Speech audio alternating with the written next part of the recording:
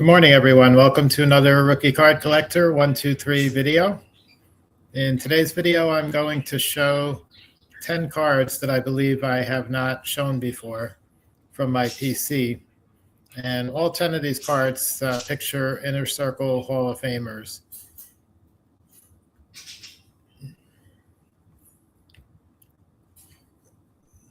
So the first one we're going to look at here, getting started right away today. This is the 1895 Mayo cut plug, Cap Anson.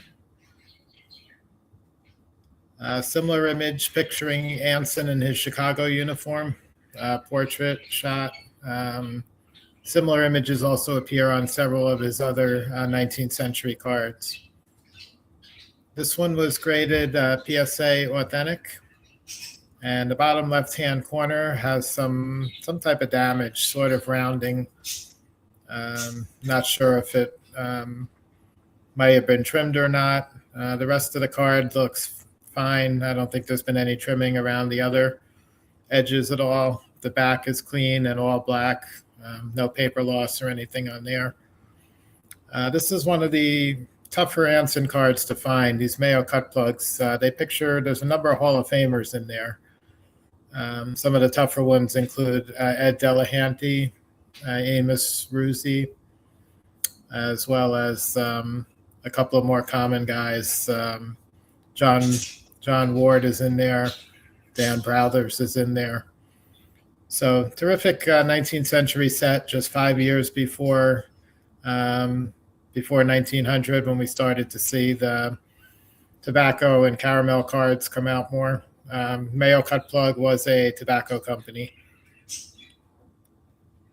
And these were probably the second real photographic set that was produced in the 19th century after the Old Judge series, which is huge, over 6,000 different players, teams, variations in that one. The Mayo Cut Plug is a much smaller set.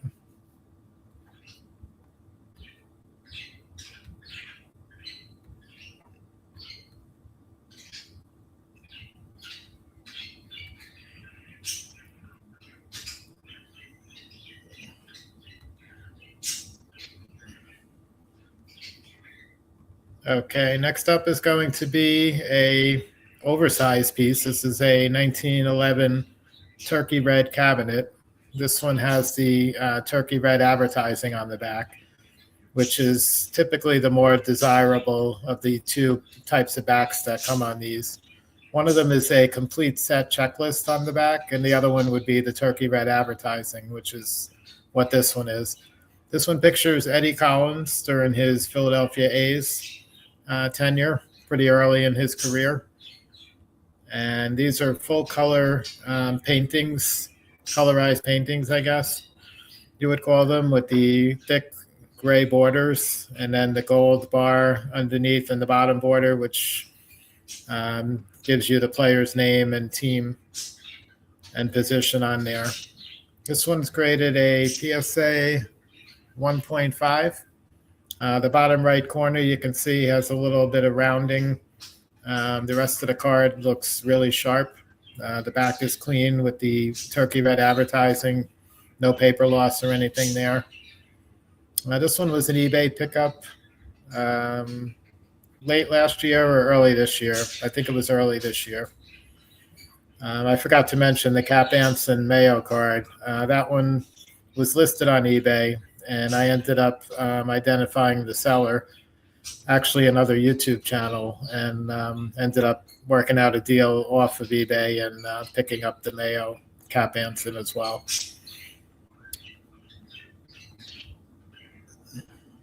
Okay, moving on to our third card for today.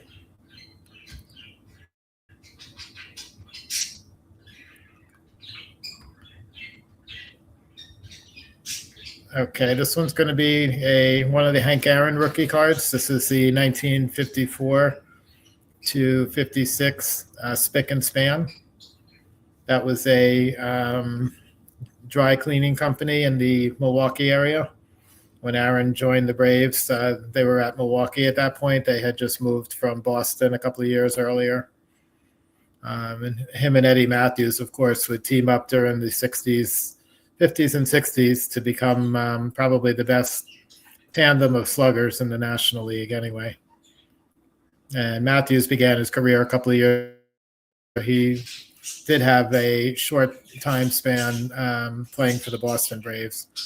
But Hank came up with Milwaukee, pictured here on this rookie card. These are oversized. They're a little bigger than a real photo postcard type of size. The advertising on the back for spick and span as well. And this one included only Milwaukee Brave players. So you had a Eddie Matthews from the same set. You have a Warren Spahn, and you have all the other 54 to 56 Milwaukee Braves. This one's graded a PSA 4.5, which is a pretty nice grade for one of these. There are a few higher, also a lot lower, and not an easy card to find. I would categorize this one as one of the oddball cards. Definitely fewer of these than the Aaron Topps rookie, for sure.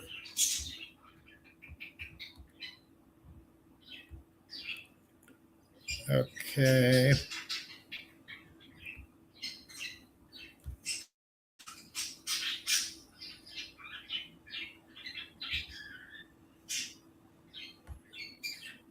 Okay, next up here is a second Hank Aaron rookie card. This one is obviously the 54 Topps, iconic, very iconic card.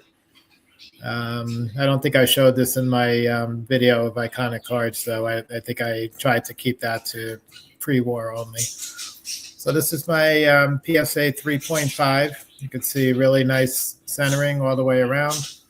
No issues at all. The back of the card on one of the corners has a little wear, which probably brought the grade down from probably a 4.5, maybe, something like that. But otherwise, really nice example. Nice bright colors on this one as well. So my 54 Topps Hank Aaron rookie card.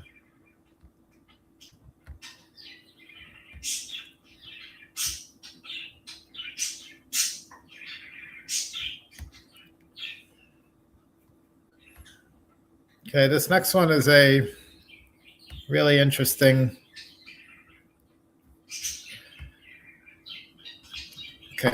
Really interesting card. I showed this, I think, one time before on a video, but it was not highlighting my collection or anything. It was a specific video which was talking about T206 and other tobacco and caramel cards, which had printing oddities, I believe I called it.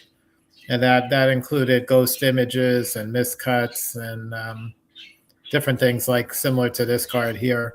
So you see the image is shifted all the way to the left. So of course the border on the right is larger than normal.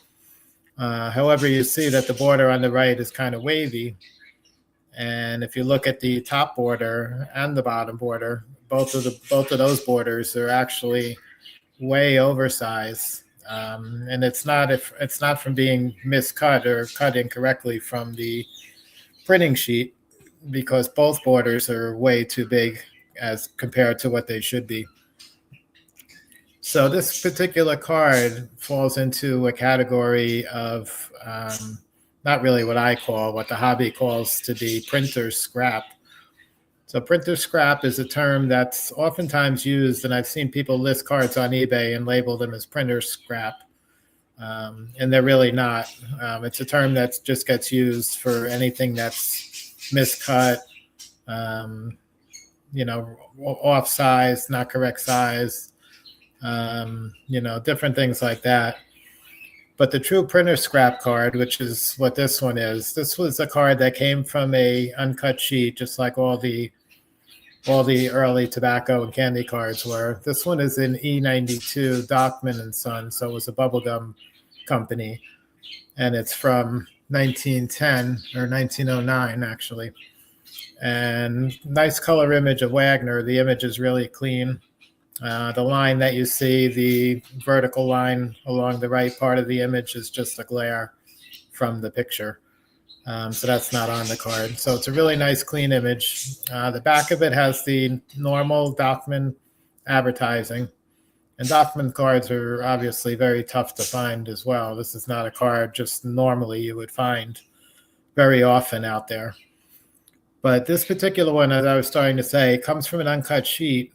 And when the sheet was printed, excuse me, it's a caramel card sheet. When the sheet was printed, this sheet would have been probably having issues either with the registration or with the cut of the cards, the centering, some type of issue with the printing process where the printer, before it actually went to get cut and inserted into the packs of gum, the printer pulled this sheet from the print run and put it aside, and it was supposed to be quote unquote scrapped, which is where the term scrap card comes from. But as we know, even in modern times, sheets coming from Tops, from Upper Deck, from Panini, whatever, sheets that have issues for some reason and get pulled don't always end up getting trashed. Somehow they oftentimes find their way out the back door. An employee grabs it, or something like that. And so somehow somebody got a hold of the sheet that this Wagner card came from. And back in 1909, paper cutters probably were not too prominent. So they just went ahead and they cut up probably the entire sheet, but at least this Wagner card coming from the sheet. And they didn't do a fantastic straight edge job with the cutting. So it's got the two huge borders on the top and the bottom. The right border is wider than it normally should be, but that may be just because the other side is cut so close. So it's a hand cut card, as I don't think SGC notes it. They just call it authentic. But this is a rarity, and there's actually people in the hobby that collect this tobacco candy card era oddities. And some of them sell for major premiums, especially when you get into the bigger name players like Cobb and Mathewson and Wagner. Some people just collect these. Sometimes you'll find a ghost image, which is like an image side by side with the actual player photo on the card, making it appear like a ghost. There's various oddities. I did a whole video on it if you want to circle back and check into that. That was, I think, late last year I did that one. May have been early this year. So anyway, this is one of my favorite, and certainly a special card in my collection. So it's the E92 Dockman and Son Wagner scrap card.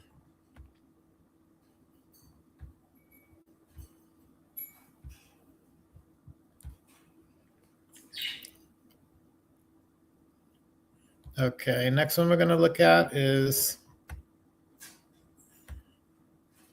another Honus Wagner card.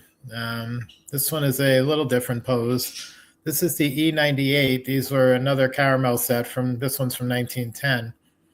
And these came in 4 or 5 different color backgrounds. There's a red, an orange, a blue, and a green. I don't think there's any others. There might be one more. But the red is the most common, and the reason for that is there was a large find of these maybe about 10 or 15 years ago, called the Black Swamp Find. And they were almost all in super high grade condition. Some of those have actually graded 10s by either SGC or PSA. But there was a bunch of 9s, a bunch of 8s. The common thing with all those Black Swamp Find E98 cards, they're all with the red background. I don't believe there was other colors that were found in high grade. All these super high grade that I know of were red. So this is a blue. Blue is one of the tougher colors. Pretty much any color other than the red is going to be tougher. And like I said, kind of like the E92 Dockman and Sons. That was a gum card. This one's a candy card. And this one has very nice centering all the way around. It's got some edge and corner wear. Definitely not a near mint example or anything like that, but real nice clean image, and another tough Wagner card to find playing days.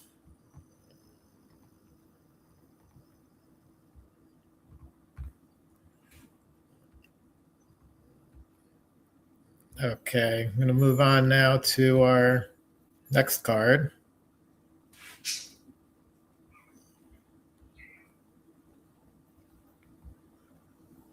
Okay. This one's from a little bit different era. This is 1933 DeLong. Always a very popular set with the bright colors and the stadium background. And this is one of my favorite cards in the set. This is Jimmy Fox. During his earlier career time with the Philadelphia Athletics, he would later go on to play for Boston and also had a short stint in Chicago with the Cubs in the National League. But the long Fox here is a PSA 1.5. This one was a eBay pickup maybe about 6 months ago. I was looking for one of these for a while, didn't want to spend a ton of money on it, so this was kind of right in the price range I was looking to be at. It does have a minor crease somewhere, a vertical crease. I think it's toward the bottom left, but it doesn't really interfere with the image of Fox, and I'm very happy to have this one.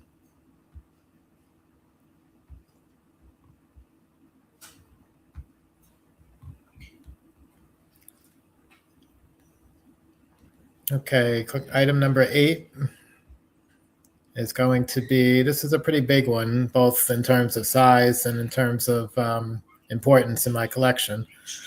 As of right now, this is actually the only Joe Jackson piece in my collection. I did have one other, the 1913 national game.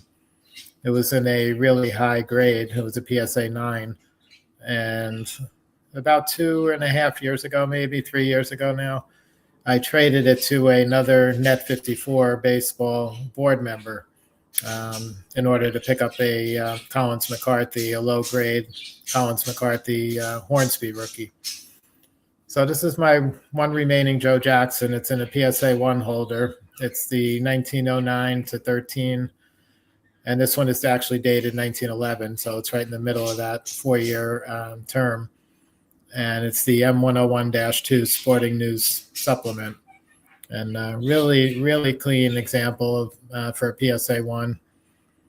I'm sure being so large and such very thin paper stock, I'm sure there's a couple of tiny wrinkles or tears that PSA, from a technical grade standpoint, downgraded it to a 1. But obviously, to me, looks much nicer than a 1. And the back is also fairly clean as well. No writing or anything like that.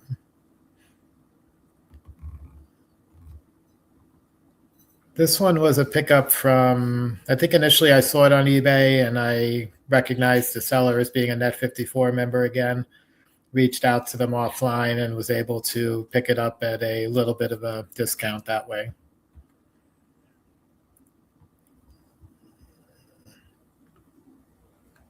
The common theme with a lot of stuff in my collection is besides eBay, I pick up a lot of stuff from Net 54 board members. And I just very recently did a video on Net 54 Baseball, the website, and some of the details and what's available to you if you opt to join that forum.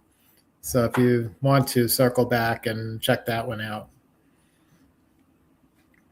Okay, next up here, we've got 2 more cards left. I saved the biggest player for last. They're actually 2 different cards, and they're both going to picture Babe Ruth. The first one is this 1921 to 23 National Caramel, also known as E220, designated in the American Card Catalog. This one is one of the toughest of the 1920s caramel sets. Really tough to find. I think the dating on it more recently has been pinned down a little closer to 22 to 23, not 21. But in terms of Babe Ruth's career, very beginning of his Yankee days, regardless of which year exactly it's from. And this one's picturing him, one of my favorite poses. This pose is not found very often, if anywhere else, on a Babe Ruth card. And these tend to be in very rough condition, the National Caramels, most of them. This one you can see it's SGC Authentic.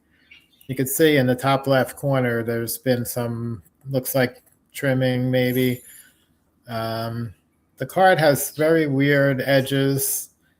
If you measure it across and up and down and side to side, if you measure it, it measures pretty much what a National Caramel card would measure. And I've seen these get number grades. I guess the cutting process was really rough for this particular series. I've seen some of these that don't have straight borders actually still get numerical grades. And this one was a very early SGC label. They gave it authentic. And it's obviously sort of die cut. The right border is kind of uneven. But again, with the right border uneven, I've seen other cards get number grades from the National Caramel set. So was just happy to get this one. The great image, no creases, I don't believe. The back is clean, and the odd shape and centering and all, along with the upper left corner, very minor damage, made it more affordable for me. Otherwise, this is quite a pricey card if you start getting into a 1 or 1.5 even. So this enabled me to go ahead and pick this one up. That was an eBay purchase last year. And we're going to look at the 10th and last card for today's video now. And I already mentioned it's going to be another Babe Ruth card. So this is the 1922 E121 American Caramel as opposed to National Caramel. There's 3 different variations of the 1922 E121 Ruth. He's pictured, one card has what's called a montage. So it's got a smaller photo of Ruth on the bottom, and then a larger photo in the background of Ruth. There's a second one where he's holding a bird and talking to a gentleman in a suit on the card. And then this is the third pose where it's called holding ball. And he's obviously holding a baseball in his right hand there. And these are obviously not easy to find and quite pricey. But I found one that was, it has a small crease in the upper right corner. Otherwise, the edges are not super sharp. The corners obviously have some honest wear. Pretty much even all the way around. And but a nice black and white image, no creasing through Ruth, through the body, the face, or anything. A lot of these, again, very rough condition. More of them than anything else tend to be either authentics, 1s, or 1.5s. If you start getting into the 2 range on these, you've got a pretty high-grade example. And this was one I also picked up on eBay about a year ago. So that's going to wrap up today's video. I just wanted to show these were 10 cards I don't think I've shown before, except for that one printer scrap, Wagner. And just sharing a few more things from my collection. Hope you enjoyed looking at all the cards in today's video. And hope you guys have a great day, and I'll catch you on the next one.